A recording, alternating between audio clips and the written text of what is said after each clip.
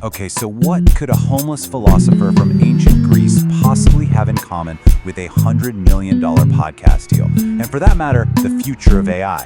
Well, the answer is this timeless and honestly incredibly valuable human quest, the search for what's real. So, yeah, let's get into it.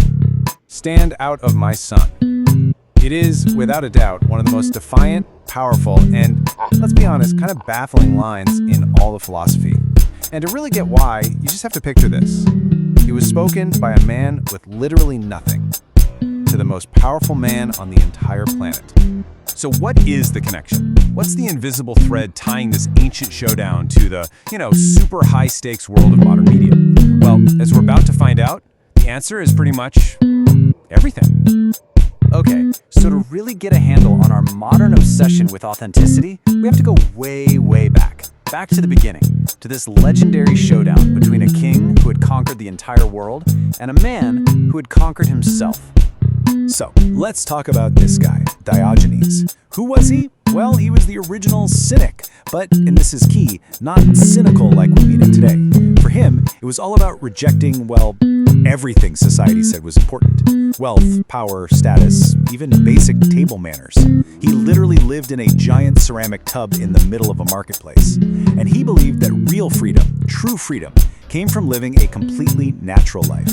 His protests against all that superficial stuff, they were pretty extreme. For him, it wasn't about being crude. It was performance art, all designed to show everyone else how absurd their social rules were. His entire life was just this one long act of radical, painful honesty. Okay, so picture this scene. You've got Alexander the Great. He's maybe 20 years old, but he's already a living legend, the most powerful man in the known world. He hears these stories about this, crazy philosopher living in a tub. So, surrounded by all his generals and soldiers, he decides to go meet him. And this is the moment, the big confrontation. Alexander, in this huge display of power and, generosity, says, "Ask for anything you want. I'll give it to you. Riches, palace, you name it." And Diogenes, he doesn't even move. He's just lying there and he looks up and just asks the most powerful man on earth to please move. "You're blocking my sun." Can you imagine? It was this complete, total rejection of everything Alexander represented.